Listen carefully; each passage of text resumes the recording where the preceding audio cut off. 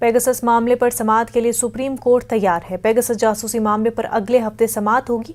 Senior सहाफियों N Ram और शशि कुमार ने जासूसी मामले की जांच के लिए सुप्रीम कोर्ट में अर्जी दाखिल की थी। वाजरा की मरकजी सरकार पर इसराइल की एक कंपनी से पेगासस सॉफ्टवेयर खरीद कर सहाफी, सियासी लीडरान और अहम शख्सियात की जासूसी करने का इल्जाम है।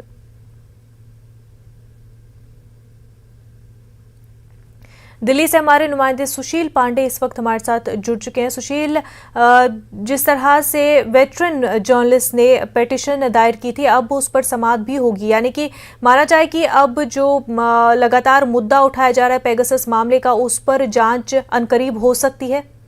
जी बिल्कुल मुनज़्ज़ा, देखिए साफ तौर से कहीं ना कहीं सुप्रीम कोर्ट ने फिलहाल आज कपिल सिब्बल की तरफ से एन राम, जो द हिंदू के पूर्व संपादक भी रहे हैं, उनकी तरफ से जो याचिका दाखिल की गई थी पेगासस मामले में, उसको फिलहाल सीबीआई के सामने मेंशन किया था और उन्होंने ये मांग की थी कि इस याचिका पर जल्द सुनवाई की जाए। बहरहाल सुप्रीम कोर्ट में जस्टिस एनवी रमन्ना की बेंच के सामने यह मेंशनिंग की गई थी। हालांकि सुप्रीम कोर्ट ने कपिल सिब्बल से कहा कि वो इस पूरी याचिका पर सुनवाई के लिए तैयार हैं और अगले हफ्ते की का समय फिलहाल दिया गया है सुप्रीम कोर्ट के द्वारा इस पूरे मामले की सुनवाई करने के लिए।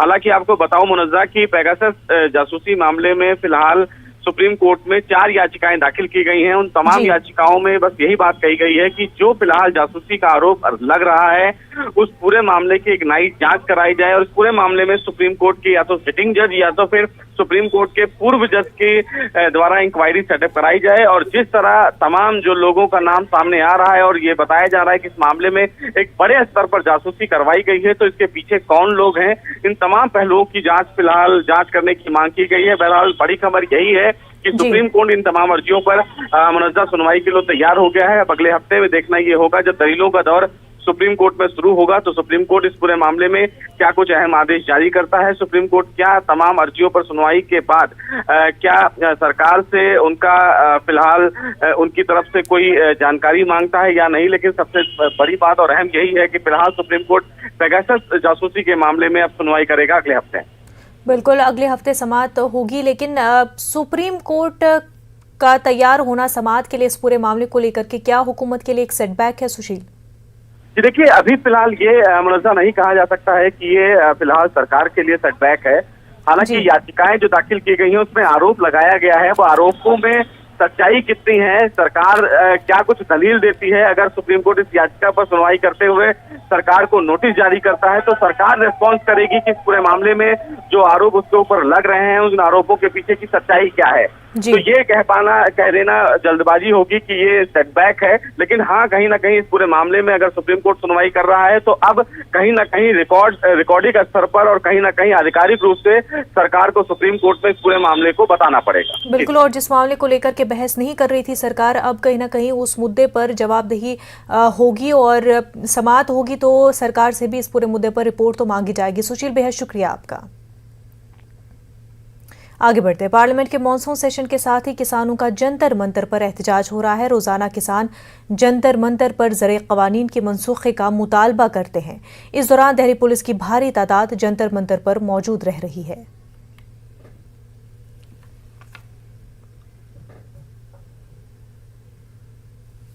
रोजाना की तरह आज फिर सिंघू बॉर्डर से किसानों की जो पलटन है वो जंतर मंतर पर पहुंच गई है। 200 किसान हमेशा जंतर मंतर पर पहुंच रहे हैं और यहां पर चल रही है किसान संसद की कार्यवाही। 3 कृषि कानून को लेकर यहां पर तमाम किसान डिबेट करते हैं, चर्चा विचार विमर्श किया जाता है, किसानी मुद्दों पर बातचीत होती है। आपको बता दूं कि दूसरी तरफ देश की संसद में लगातार विरोध प्रदर्शन हो रहा है। किसानों के मुद्दे को लेकर सारा विपक्ष एकजुट हो चुका है और संसद की कार्रवाई ठप है। तो दूसरी तरफ किसान संसद बदस्तूर दिल्ली के जंतर मंतर पर चल रही है और लगातार यहाँ पर 3 कृषि कानून को लेकर चर्चा की जा रही है। अब देखना दिलचस्प होगा कि आज के दिन क्या कुछ होता है और क्या 3 कृषि कानून रद्द हो पाते हैं, देखने वाली बात होगी। कैमरा पर्सन मुनमुन के साथ मैं रवि मिश्रा, न्यूज़ 18 नई दिल्ली। तो आपको बता दें कि किसानों का आंदोलन जारी है। 8 महीने से ज़्यादा का वक्त गुजर चुका है। पिछले साल नवंबर से किसानों का आंदोलन जारी है और ये आंदोलन इसीलिए कि ज़रे क़वानीन को मनसूख किया जाए। 3 ज़रे क़वानीन जो कि किसान मानते हैं कि किसान मुखालिफ है, लेकिन सरकार का ये कहना है कि ये किसान के मफाद के लिए है, किसान की ही अच्छे के लिए है। लेकिन किसान अपने मुद्दे पर डटे हुए हैं और एक बार फिर जो है किसान आंदोलन तेज होता हुआ दिखाई दे रहा है। जंतर मंतर पर रोजाना एहतजाज हो रहा है। एक तरफ जहां पार्लियामेंट मॉनसून सेशन जारी है, वहीं किसानों का एहतजाज भी जारी है। दिल्ली से हमारे नुमाइंदे रवि मिश्रा हमारे साथ जुड़ चुके हैं। रवि, पार्लियामेंट मॉनसून सेशन जारी है तो किसानों का आंदोलन भी जंतर मंतर पर देखने को मिल रहा है।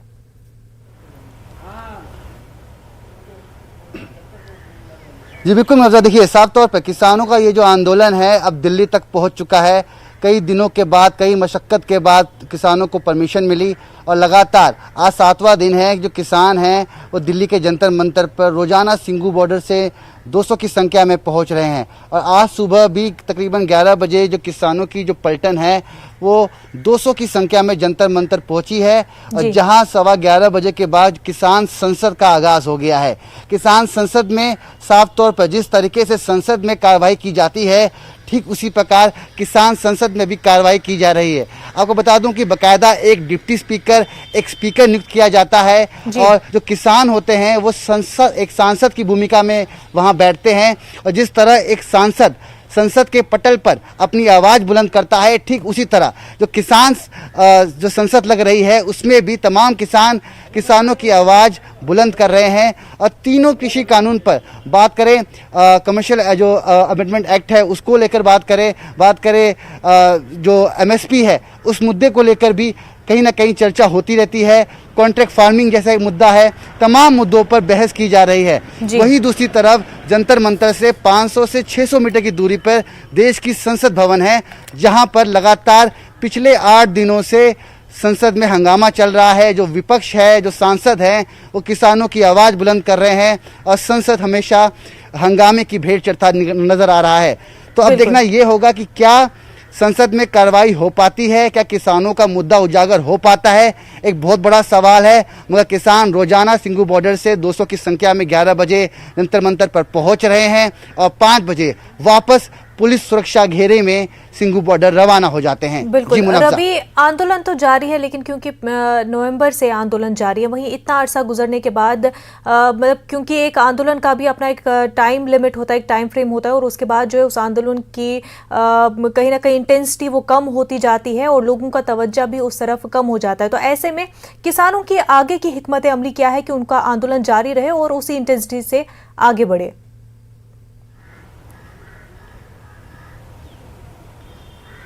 जी बिल्कुल, देखिए इतिहास के पन्ने अगर खंगाले जाएंगे तो ये जो आंदोलन है एक बड़ी भूमिका में स्पष्ट रूप से सबको नजर आएगा, क्योंकि इस आंदोलन में 500 से ज़्यादा लोगों ने अपनी जान गंवा दी है। वहीं विपक्ष के सांसद ये भी मांग कर रहे हैं कि उन किसानों को कुछ मुआवजा दिया जाए, उनके परिवार को नौकरी दी जाए। तमाम ऐसे सवाल भी खड़े किए जा रहे हैं। वहीं किसानों का कहना है 8 महीने नहीं, कई साल भी अगर लगेंगे तो किसान यूं ही बदस्तूर अपना आंदोलन जारी रखेंगे, चाहे कुछ भी स्थिति हो। किसानों का कहना है कि करो या मरो की स्थिति उनके पास है। और ये जो डेथ वारंट है, जिसका नाम दिया है किसानों ने 3 कृषि कानून को, जिसे किसान डेथ वारंट मानते हैं अपना, इस डेथ वारंट पर कहीं ना कहीं लगाम लगना चाहिए, ये कानून रद्द होने चाहिए, यही मांग किसान कर रहे हैं। और किसानों का कहना है कि ये आंदोलन और भी लंबा जाएगा जब तक सरकार उनकी मांगें पूरी नहीं करती। वही देखना ये होगा कि क्या सरकार और किसानों के बीच में जो बातचीत की जो सिलसिला है, जो थम सा गया था, क्या वो दोबारा सुचारू रूप से चालू होता है। ये भी अहम बात होगी, क्योंकि किसान और सरकार अब सिर्फ बातचीत पर ही अटे हुए हैं कि ताकि बातचीत हो और जल्द ही इस मसले का जो रास्ता है वो निकलकर सामने आ पाए। बिल्कुल, क्या किसानों के साथ सरकार की अब बातचीत होगी और कब तक ये आंदोलन जारी रहेगा, साथ ही साथ पार्लियामेंट सेशन में क्या इस मुद्दे पर बात होगी, वो देखने वाली बात है। रवि मिश्रा, बेहद शुक्रिया तमाम तर तफसीलात के लिए। तो नाजरीन, आपको बता दें कि पार्लियामेंट मॉनसून सेशन के साथ ही जंतर मंतर पर एहतजाज भी लगातार जारी है। किसान लगातार आंदोलन कर रहे हैं, यही मांग उनकी दोहराते जा रहे हैं कि ज़रिए क़वानीन को मनसूख किया जाए, लेकिन सरकार जो है ज़रिए क़वानीन को मनसूख करने के लिए तैयार नहीं है, पर कह रही है लगातार कि बातचीत के लिए वो तैयार है। और कोरोना वबा के दौरान बाहमी इमदाद और इन्हिसार का जज्बा मुस्तहकम हुआ है। मुल्क इस वबा से मुत्तहिद होकर मुकाबला कर रहा है। टीकाकारी के ऐलान के बाद हम बेहतर ताउन करें, जिससे हम कोरोना को मात देने की जानिब कदम बढ़ा सके। नेटवर्क 18 इस मुहिम हर कदम पर आपके साथ रहेगा। जब तक सभी महफूज नहीं होते, तब तक कोई भी महफूज नहीं होगा, और इसी सोच की बुनियाद पर हमारी मुहिम संजीवनी का मकसद ये यकीनी बनाना है कि वैक्सीन पाना सभी हिंदुस्तानियों का हक है।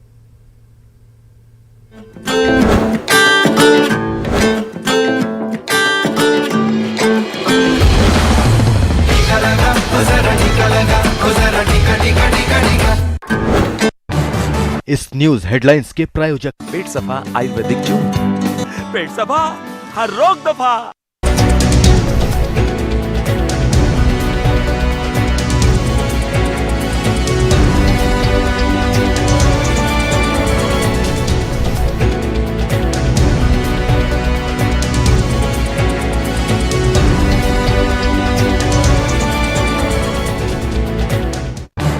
इस न्यूज हेडलाइंस के प्रायोजक पेट सफा आयुर्वेदिक चूर्ण, पेट सफा हर रोग दफा। नेटवर्क 18 फेडरल बैंक संजीवनी गाड़ियां पूरे मुल्क में कोरोना वायरस से मुतासरा अजला में गश्त कर रही है। वैक्सीन की अहमियत के हवाले से बेदारी लाने की हमारी कोशिशों को आपकी तायद की अशद जरूरत है। आइए एक नजर डालते हैं कि संजीवनी गाड़ियां किन इलाकों में हैं।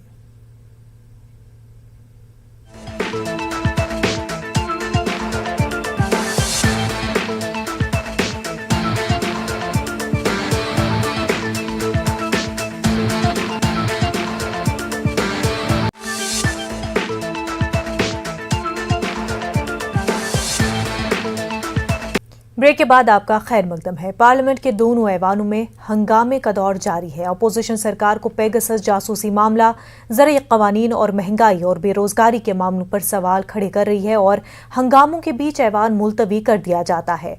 आज भी लोकसभा और राज्यसभा में हंगामे हो रहे हैं, और आज भी किसी मसले पर बात आगे बढ़ने का इम्कान कम नजर आ रहा है।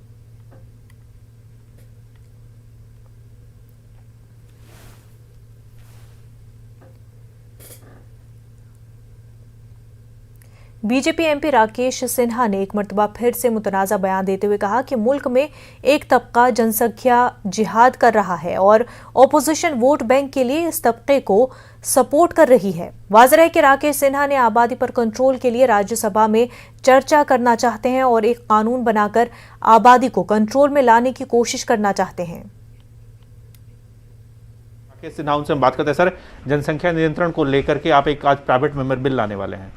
देखिए, आज मेरे प्रस्ताव पर चर्चा की संभावना है यदि विपक्ष ने व्यवधान नहीं डाला। वास्तव में विपक्ष प्राइवेट मेंबर के दिन जो व्यवधान डालता है, उसके पीछे जनसंख्या नियंत्रण कानून का विरोध करना है। जनसंख्या नियंत्रण करना समय की मांग है, समय की आवश्यकता है, समय की ज़रूरत है। यदि हमने जनसंख्या को नियंत्रित नहीं किया तो जिस अनुपात में जनसंख्या बढ़ रही है और संसाधनों में कमी आ रही है, इसका परिणाम आने वाले दशकों में सांप्रदायिक, जातीय, क्षेत्रीय, भाषाई झगड़ों के रूप में प्रकट होगा। यह जो अनुपात बिगड़ रहा है वह देश के लिए, वर्तमान के लिए और आने वाली पीढ़ियों के लिए घातक साबित होगा। सर, अगर हम बात करें सर, यूपी में भी योगी आदित्यनाथ ने बिल लाया था, इस तरह के कई विवाद हुए थे सर, विरोध भी हो रहा है। देखिए, विरोध कौन कर रहे हैं? कुछ लोग ऐसे हैं जो जनसंख्या जिहाद करना चाहते हैं, कुछ लोग ऐसे हैं जो मल्टीनेशनल के प्रभाव में चाहते हैं कि जनसंख्या बढ़े, जिससे सस्ता श्रम उनको उपलब्ध हो। तो जो आर्थिक रूप से देश को के लोगों का दोहन करना चाहते हैं, डिग्निफाइड लाइफ लोगों का नहीं हो चाहते हैं, वही जनसंख्या नीति का विरोध कर रहे हैं। योगी जी ने और असम की सरकार ने दोनों ही महत्वपूर्ण पहल की है, लेकिन आज समय की आवश्यकता है कि राष्ट्रीय स्तर पर जनसंख्या नियंत्रण के लिए कानून बने। यदि ये कानून नहीं बनता है तो आने वाले दशकों में देश को बहुत ही संकट की परिस्थिति का सामना करना पड़ सकता है। लेकिन सर, अगर हम बात करें, जैसा कि आपने पहले भी बोला कि सदन ही नहीं चल पा रहा है, अगर हम पिछले 9 दिनों के बारे में बात करें तो लगातार सदन जो है वो डिस्टर्ब हो रहा है, सदन में कामकाज नहीं हो पा रहे हैं। देखिए, विपक्ष ये मानता है कि जनसंख्या नियंत्रण कानून का समर्थन करने से उनका वोट बैंक बिगड़ जाएगा। वह यह मानकर चल रहा है कि देश का एक समुदाय जनसंख्या नियंत्रण कानून के विरोध में है। इसमें कोई लाग लपेट नहीं है कि उनको खुश करने के लिए, उनके तुष्टीकरण करने के लिए विपक्ष इस मुद्दे पर बहस को भी रोक रहा है। जब प्राइवेट मेंबर बिजनेस होता है उसमें सरकार का कोई हस्तक्षेप नहीं होता है। उन मामलों में आज तक कोई व्यवधान नहीं हुआ, लेकिन विपक्ष पिछली बार भी व्यवधान डाला। यदि इस बार विपक्ष व्यवधान डालता है तो ये साबित हो जाएगा विपक्ष वोट बैंक की राजनीति करने के लिए देश को देश की समस्याओं को नज़रअंदाज कर रहा है, विशेष करके जहाँ पर देश के स्थायित्व का सवाल है, देश के विकास का सवाल है और देश के उत्थान का सवाल है। सर आखिरी सवाल जानना चाहूँगा सर मैं कि टीएमसी के सांसद हैं महुआ मोइत्रा, उन्होंने निशिकांत दुबे जो बीजेपी के सांसद हैं उन्हें बिहारी गुंडा कहकर संबोधित किया। देखिए, संसदीय जनतंत्र में सभ्य और मर्यादित शब्दों का प्रयोग करना ही अपेक्षित रहता है। जब हम सब संसदीय जनतंत्र के हिस्से हैं तो हम मानकर चलते हैं कि हम संवाद करते हैं और संवाद की भाषा, शैली, भाव-भंगिमा सभी उन मर्यादा के अनुकूल होता है जो इस जनतंत्र को समृद्ध करता है। जो जिस भाषा का प्रयोग किया गया, चाहे वो क्षेत्र के नाम से हो या व्यक्ति के नाम से हो, वह न सिर्फ दुर्भाग्यपूर्ण है बल्कि संसदीय जनतंत्र की सूचकांक को दिन प्रतिदिन नीचे ले जा रहा है। हमें विमर्श के स्तर को ऊंचा ले जाने के लिए स्वयं पे संयम और संवाद पर आस्था रखना पड़ेगा। ठीक है, बहुत धन्यवाद। कैप्टन सत्यप्रकाश के साथ विनीत कुमार, न्यूज़ 18 दिल्ली। मरकजी वजीर मुख्तार अब्बास नकवी ने कहा कि पार्लियामेंट में हंगामे से पहले कांग्रेस अपना घोंसला बचाने की फिक्र करे। कांग्रेस और दीगर ओपोजिशन जमातें सिर्फ हंगामा करना चाहती हैं, बात नहीं करना चाहती। चीज़ मेरे आज तक समझ में नहीं आई। कांग्रेस के जो लीडरशिप है, जो परिवार के घोंसले में सिमटी हुई है, उसको कम से कम जो है वो अपने घर को संभालने की कोशिश करनी चाहिए। घर नहीं है तो घोंसला तो है ही है, तो इस घोंसले को संभालने की कोशिश करनी चाहिए। घोंसले को संभाल नहीं रहे और पूरे देश में जो है वो हवाई हंगामा और हाहाकार मचाए हुए है। अरे ये हवाई हंगामे और हाहाकार से जो है वो कुछ नहीं मिलने वाला है। आप सकारात्मक, रचनात्मक और सूझबूझ की सियासत के रास्ते पे चलेंगे तो आपका भी लाभ होगा, देश का भी फायदा होगा। कश्मीर जो पाकिस्तान में ऑक्युपाइड है उसको लेकर के चाइना ने समर्थन किया इलेक्शन को लेकर के, ये भारत के लिए चिंता का विषय। देखिए, इस तरह की किसी भी जो बातें आती हैं उसका जो है वो जवाब सरकार और एमईए बार बार देती रही है और देगी। ज़रूरी क़वानीन के खिलाफ पार्लियामेंट के बाहर आज फिर से एहतजाज हुआ। इस एहतजाज में अपोजिशन के कई लीडरान शरीक रहे। हरसिमरत कौर ने कहा कि ये सरकार को जगाने की एक कोशिश है। जब तक ज़रूरी क़वानीन को मनसूख नहीं किया जाता, एहतजाज जारी रहेगा। बैठा दिसंबर के महीने में लगातार बजट सेशन में भी मांग उठाते रहे कि किसान आंदोलन कर रहा है काले कानूनों के खिलाफ, उसकी चर्चा की जाए, लेकिन पूरा सेशन वॉश आउट ही नहीं हुआ। उन्होंने पहले ही सेशन बंद कर दिया। जब किसान को तंगी है, इस पे हमारा कोई भेदभाव या मतभेद नहीं है। किसान के साथ है, किसान के लिए सब कुछ छोड़ के साझा हम ये हमारा कोशिश है और हमारा दायित्व भी बनता है हम किसान के सपोर्ट में आए और हम खड़े हैं। कहीं ना कहीं ना सरकार किसानों के मुद्दों पे चर्चा करना चाह रही है, ना महंगाई के मुद्दों पे चर्चा करना चाह रही है, ना जासूसी के मामलों पे चर्चा करना चाह रही है। और इन सभी मुद्दों को लेकर के बहुजन समाज पार्टी और बहन कुमारी मायावती जी पूरी तरह से सरकार को उन्होंने जिम्मेदार ठहराया है। तो ये ज्वाइंट पार्लियामेंट्री कमेटी जो 500 से ज्यादा किसानों ने जाने गंवा दिए इस काले कानूनों को रद्द कराने की लड़ाई में, उसके ऊपर एक जेपीसी बैठाई जाए और जेपीसी की रिपोर्ट मंत्री और सरकार के सामने दी जाए कि आप कहते हैं कि काले कानून बहुत अच्छे हैं, किसान अपनी जानें शहीद कर रहे हैं इनको रद्द कराने के लिए, और इस सरकार की आंखें खोली जाए।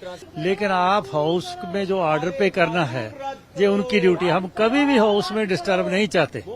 हम चाहते हैं कि डेमोक्रेसी तब चलती है जब एक दूसरे की बात सुनी जाती है और लोगों की बात इस हाउस में की जाती है। वो तभी होगी अगर सरकार वो एजेंडा तय करेगी। एजेंडा क्या है? सबसे पहला किसानी का एजेंडा है, दूसरा महंगाई का है, तीसरा जासूसी का है। ये तीनों जो मसले हैं, बीएसी की मीटिंग करें, ऑल पार्टी मीटिंग में कह दें कि हम जेपीसी बनाने को तैयार हैं। जेपीसी बना दे, हमारी मांग है कि जेपीसी बना दें। अगर आपने हाउस ऑर्डर में करना है जो आपकी ड्यूटी है, ये अपोजिशन की ड्यूटी नहीं, अपोजिशन तो मांग कर रहा है। हम कभी भी जैसे कोविड पे आया कहीं कोई भागा है, 5 घंटे बहस हुई, अब भी हम तैयार हैं। वहीं पार्लियामेंट के बाहर पंजाब अरकान पार्लियामेंट ने एहतजाज किया और मरकजी सरकार के खिलाफ नारे लगाए। इन अरकान पार्लियामेंट ने किसानों के मामले में मरकजी सरकार को जिम्मेदार ठहराते हुए कहा कि सरकार गरीब किसानों की नहीं बल्कि सनतकारों की है। सरकार को सुनना होगा और हमारा संघर्ष जारी रहेगा। शांतमय संघर्ष हम करते रहेंगे, लेकिन सरकार जो है वो तानाशाह रुख अपना रखा है, वो पूंजीपतियों को सुन रही है। As long as the farm bills are not taken back, the farm laws are not taken back. Well, the Prime Minister is squarely responsible for not running the House. In the past 2.5 years, how many times has the Prime Minister ever come to the House? You know, what is the kind of respect that the Prime Minister has for the House? Our protest will continue till the time there isn't a discussion on Pegasus, followed by a court-monitored, Supreme Court-monitored investigation into Pegasus, and number 2, till the time the farm laws are not taken back. Madhya Pradesh में बारिश का सिलसिला जारी है। महकमा मौसमियात ने रियासत के 15 अजला में शदीद बारिश होने का अलर्ट जारी किया है।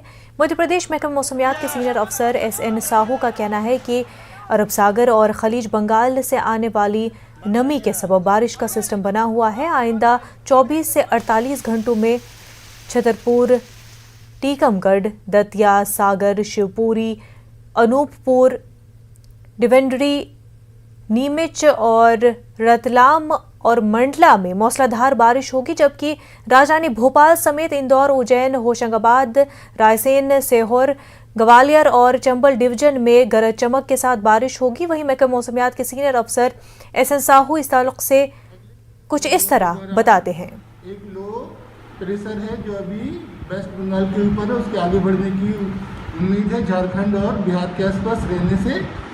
और अपना जो ट्रफ लाइन है, ट्रफ लाइन जो है फिरोजपुर से के कलकत्ता तक जा रही है, जिस कारण से मध्य प्रदेश के अनेक हिस्सों में, पूर्वी मध्य प्रदेश में अधिकांश।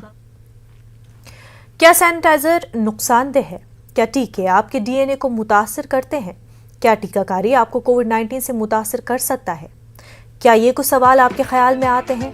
खैर, अब एक जगह है जहां आपके सभी सवालों का जवाब दिया जा सकता है, और ये सब आपके फ़ोन पर।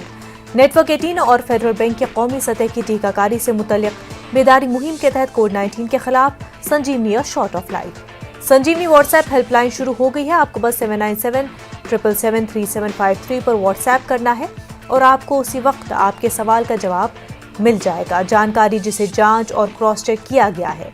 तो आगे बढ़े, कोविड-19 पर अपने सवालों को व्हाट्सएप करें और अपनी ज़रूरत की सभी जानकारी हासिल करें। नंबर है 7977773753।